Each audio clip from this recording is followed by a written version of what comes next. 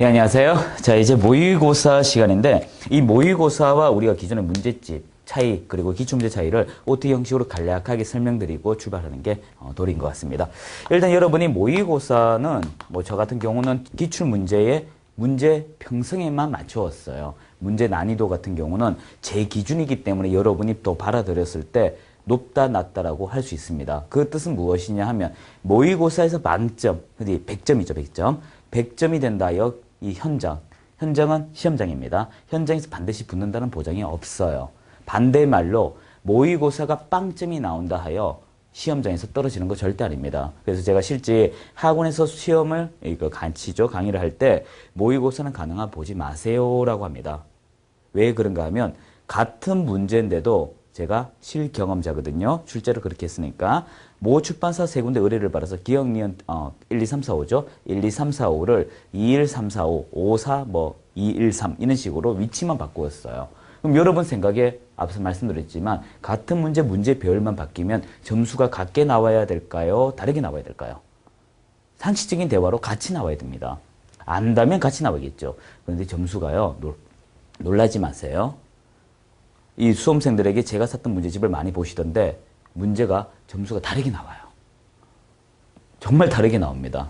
이건 뭐냐면 여러분이 정확하게 푸는 것이 아니라 그냥 눈 대중으로 읽어야 이거 아깝게 틀렸다. 요런 것입니다. 그래서 제가 드리고자 하는 모의고사는 점수는 인정하지 말아 주셔야 됩니다. 모의고사는 그냥 모의고사일 뿐입니다. 한데 제가 학원에서도 모의고사는 언제나 꼭 치락하냐면 시험에 맞바지 2달 정도 남겨놓고 보시는데 점수를 보라고 하는 것이 아니고 이 모의고사는 절대적으로 준비물이라는 게 필요합니다. 그 준비물은 시계입니다. 바로 시계.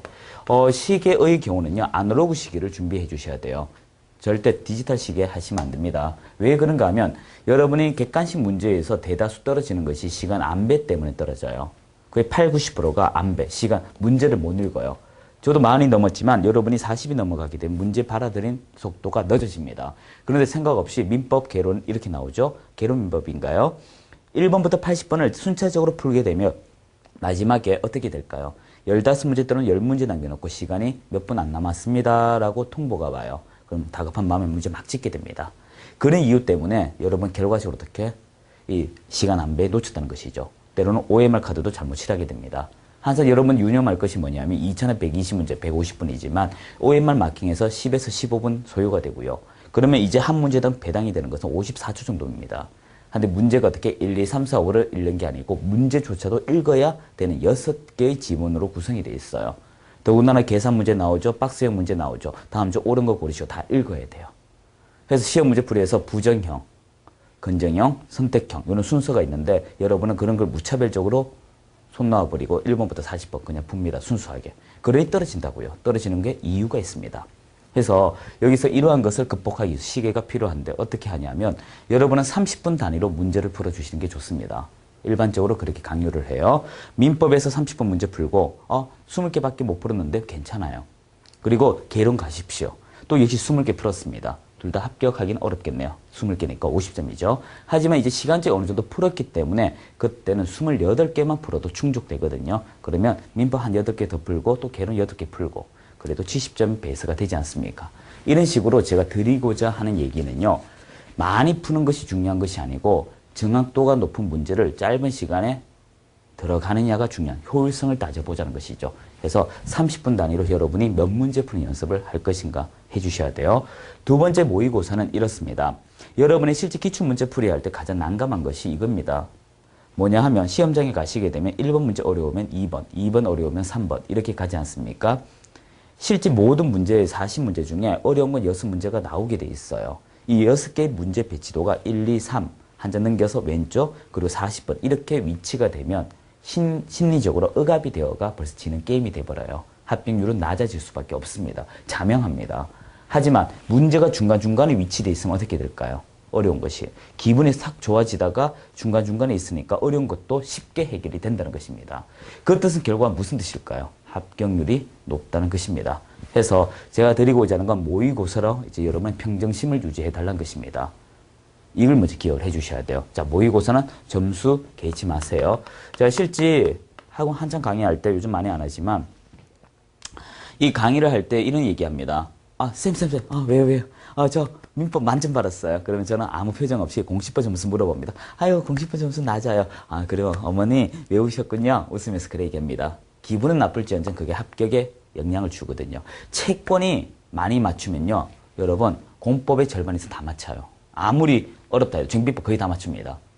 체계가 똑같기 때문에 그래요. 이게 법하는 사람이 논점이에요. 그래서 이런 점수는 개의치 말고요. 자, 모의고사 40문제가 골고루 있으면서 이런 걸 관심을 가져줘야 되고, 자, 우리 단원별 문제 있죠? 단원별. 글자 날렸을게요. 여기는 전부 다. 이 단원별 문제 같은 경우는, 이러한 것이 있어. 체킹을 하시면 돼요. 그리고 마지막으로 기출문제인데, 여러분이 이렇게 보셔야 돼요. 얘들 중심 보는 게 아니고, 이거 중심으로 보셔야 돼요.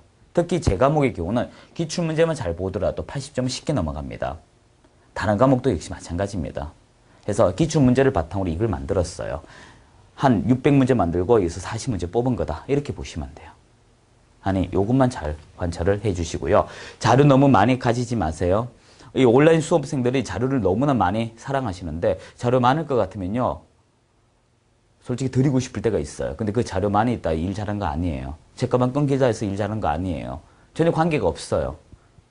없다고요. 제가 드리고자 하는 얘기는 자료가 많다는 것은 많을 뿐이고 시험하고는 별개의 문제다. 그리고 어떤 자료와 어떤 강사와 어떤 내용을 들어서 합격하는 것은 있을 수는 있지만 아주 예외적입니다. 모든 강사와 모든 강의가 이제 평준화되어 있습니다. 여러분이 받아들이면 그 강의, 그 교재가 좋은 거일 뿐이라고 보시면 돼요.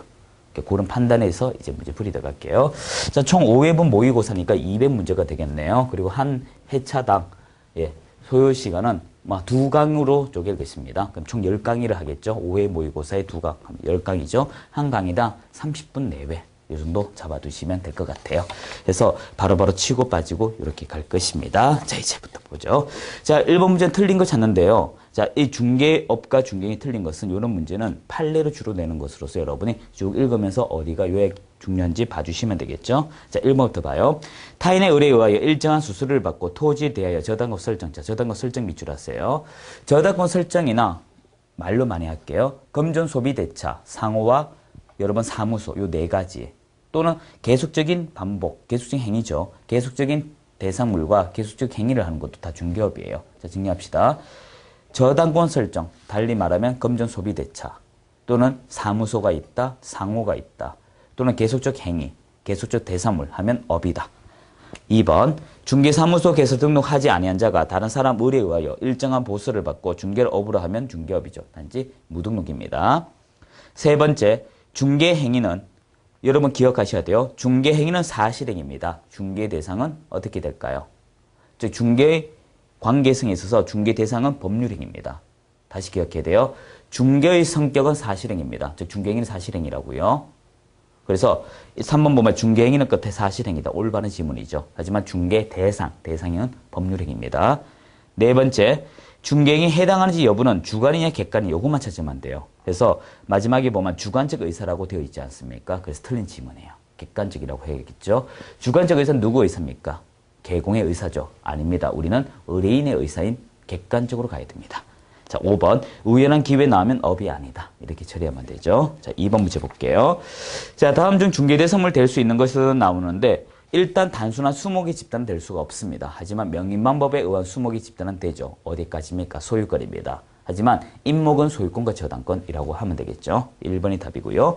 자, 2번 여러분 여기서 세차장 구조물이 중요한 것이 아니고 토지에 전제된 그 대상물이 잘 들으셔야 돼요. 분리하기 쉽거나 또는 분리하는데 시간이 많이 안 걸리거나 비용이 적다. 쉽게 말해서 이 분리하는데 시간도 절약되고 시간도 축소되면 발로 차면 되는 거예요. 세차장 구조물 폭군에 와서 밀면 돼요.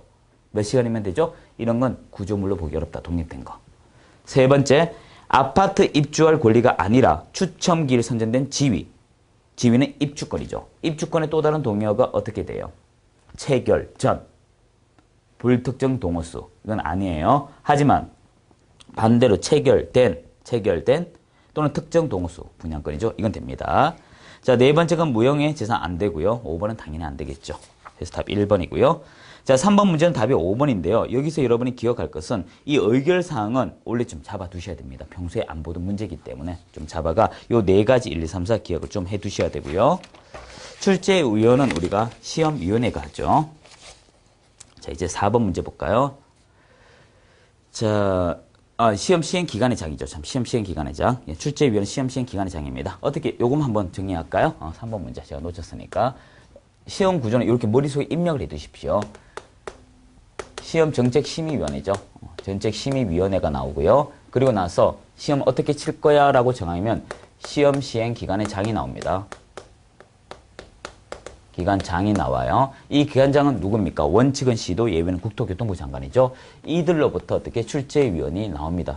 출제위원이 문제를 가지고 오죠. 이렇게 가져옵니다. 그리고 나서 여러분이 응시하는 이런 제도로 가죠. 자, 그림만 딱 기억을 하시면 돼요. 자, 4번 문제 보죠. 틀린 거. 1번. 업무정지 처분받고 개공은 그 기간 중, 즉 업무정지 기간 중에 개설 등록할 수 없죠. 정형적인 문제입니다. 2번. 중개사무소 개설 등록을 한 개공이 종별을 달리하여 업무하고자 할 때 원칙적으로 다시 제출해야 하는 거 맞습니다. 하디 3번이 틀렸어요. 3번 문제 구준에 나오죠. 7일이 아닙니다. 10일이 아니고 7일입니다. 자, 4번에서 말씀을 드리고자 하는 것은 여러분 7일하고 10일, 15일짜리 요거는 이제 하나밖에 없으니까 어려움이 없을 거예요. 이러한 것들은 시험에 너무 자주 나오니까 꼭 기억을 해주는 게 좋아요. 그래서 요 두 가지만큼은 꼭 잡으셔야 됩니다. 꼭 잡으셔야 돼요. 자, 4번. 협회 다음 달 10일, 다음 달 하는 말 조심하시고요. 그리고 5번. 등록 중 교부할 때는 업무 보정 설정만 확인하죠. 업무 보정 설정. 절대 인장 등록은 확인하지 않습니다. 문제가 전부 다 기출문제 바탕으로 짜집기를 했기 때문에 다 봐두셔야 돼요. 자, 5번 틀린 겁니다. 1번. 개공은 등록 후 3월을 초과해 업무 개시하지 못할 때 휴업 미신고로 100만 원 이하 과태료지만 6월을 초과할 때까지 하지 않으면 상대적 등록 취소죠. 2번. 개공은 업무 개시 전에 실무 수료, 교육 수료 확인증 개시한다 했는데 이 5번에 2번에서 개시사항은 시험에 꾸준히 나오는 문제예요. 이 개시사항 4가지 꼭 기억을 해 두셔야 되고요. 자, 3번. 2번 틀렸고요. 3번. 개공은 소공은 업무 개시 전 중개인이 사용할 인장을 등록관청 등록하죠. 여기서 우리가 기억할 거 한번 들어가 봅시다. 여러분 시험 칠 때 개공이 나올 때가 있고요. 개공과 소공만 하는 게 있고요. 또는 소공을 포함하여 보조원이죠. 중개보조원 전부 합쳐서 나오는 게 있어요. 자, 하나씩 합시다. 개공은 사무소를 낼 때 이야기가 많이 나와요. 그리고 개공과 소공은 연기인. 기억나시나요? 자, 연수교육, 기본윤리, 인장등록 이렇게 되죠. 여기에 개공, 소공 합쳐서 보조원 합치면 뭐가 돼요? 이렇게 하면. 이러면 개공등이 되죠. 개공등은 어떻게 배웠어요? 금지행위, 금의비결. 이중 소속, 비밀 준수, 결격 사유. 해서 여러분이 요 문제는 시험에 다발적으로 나오니까 꼭 기억을 해줘야 되고요. 자, 4번. 중개사무소 개설 등록 신청하고자 하는 자는 지자체 조례에 수수료 납부하죠. 돈 나가는 건 조례예요. 자, 5번째. 휴업 기간 중에 개공은 그 기간 중에 당해 중개업 폐업 개설 등록 할 수 있는 거 맞습니다. 휴업은 내가 잘못이 없기 때문에 가능한 거예요. 하지만 업무 정지는 안 돼요. 자, 6번은 옳은 것인데 뭐 3번 하나밖에 없습니다. 자, 기억 볼까요? 공인중개사 자격이 정지된 자는 자격정지 기간 종료 후 6월 경과하면 결격 사유 벗어난다라고 했습니다. 일단 여러분이 기억할 것은요. 자격정지 기간만 지나면 벗어나요.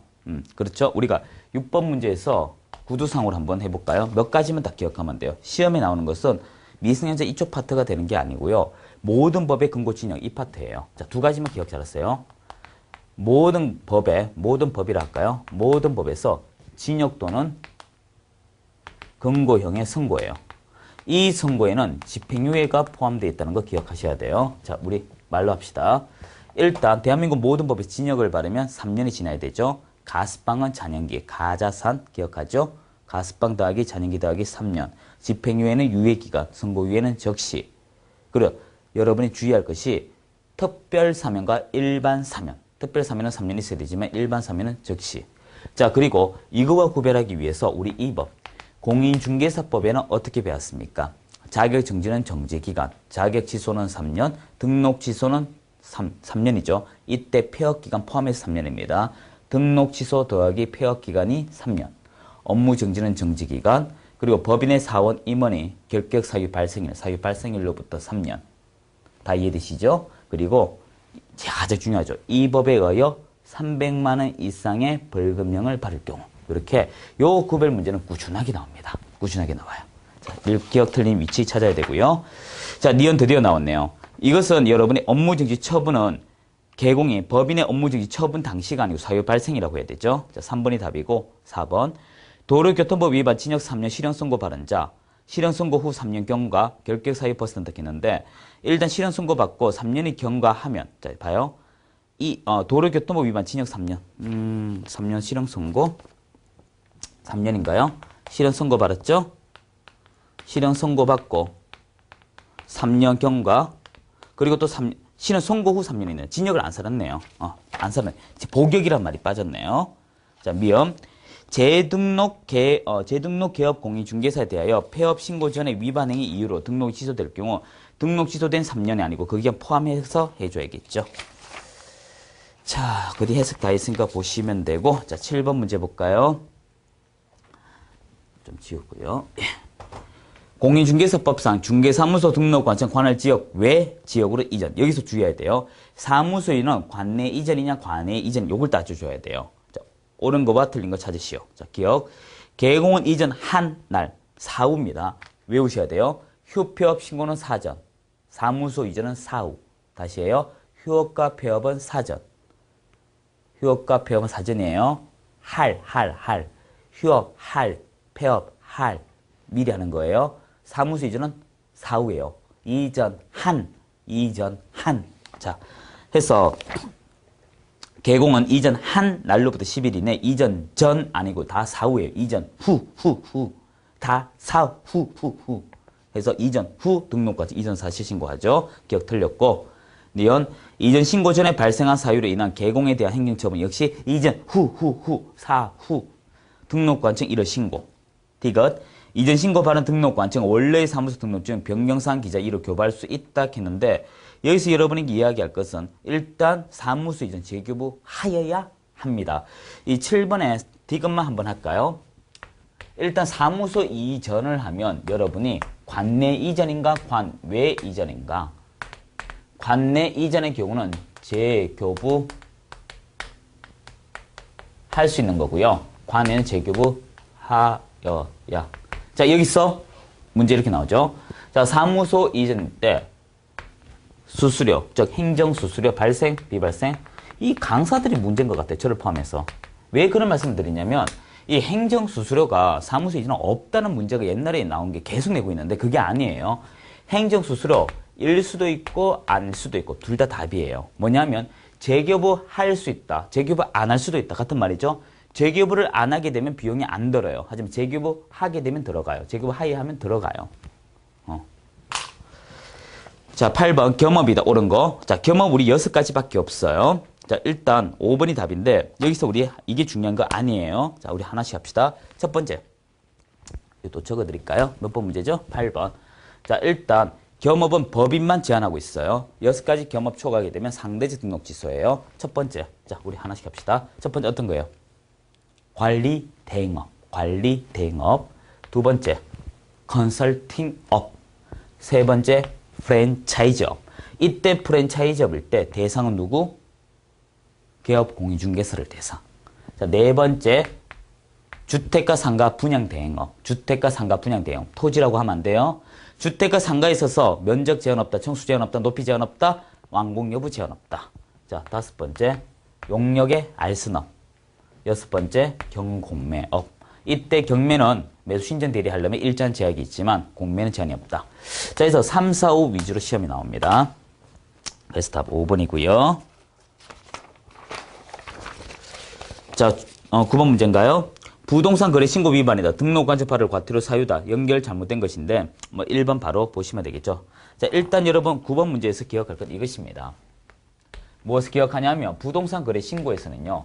이 부동산 거래 신고에서는 종류가 3가지예요. 어떻게 외우냐면 거짓 신고가 먼저 외웠어요. 거짓 신고 제일 많이 나오니까 거짓 신고 취득세 3배 이하, 5배 이하 몇 배예요? 뭐 여기도 나와 있나요? 밑에 나와 있네요. 해설사. 여기서 여러분이 기억할 것은요.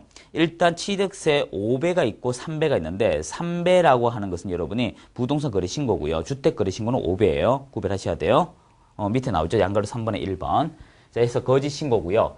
그리고 두 번째, 3천만 원 이하가 증빙자료 미제출입니다. 그래서 취득세 3배 이하, 그리고 여러분이 증빙자료 미제출하게 되면, 증빙자료 미제출하면 3천만 원 이하, 그 외에는 500. 이렇게 요구를 외워두시면 돼요. 그래서 답 1번이고요. 2천은 사라졌어요. 밑에 사례 꼭 기억을 하셔야 됩니다. 특히 여기서 여러분이 기억할 것은 이제는 이 신고 관청이라 하지 않고 등록 관청이라 한다는 것도 기억하셔야 돼요. 자, 이제 10번 문제 볼까요? 개공의 갑이 고용한 소공 을은 개발제한구역 내 토지 중개하면서 개발제한구역이 아니라고 거짓말했다. 그래서 의뢰인 5천만 원 돈 잃었다. 타당하지 않은 것. 이런 문제인데 이 10번 문제에서 여러분 기억할 것은 답이 중요한 게 아니고 이 보조원 또는 소공, 즉 사용인이죠. 이 사용인이 어떤 것인지를 기억을 먼저 해야 돼요. 잘못한 것이 중개행위인가? 이거 먼저 따져줘야 돼요. 중개행위인가? 이다라면 이제 어떻게? 민사에 관한 책임, 형사에 관한 책임, 행정에 관한 책임을 분배를 해줘야 되고 중개행위 아니라면 아무런 책임이 없습니다. 요걸 먼저 구별을 해야 돼요. 자, 그러면 이제 민사에 대한 책임은 어떻게 될까? 요거는 1회 때 하고 뒤에는 말로 하면 되겠죠, 제가. 자, 일단 사용인은 고의 또는 과실이 있어야 돼요.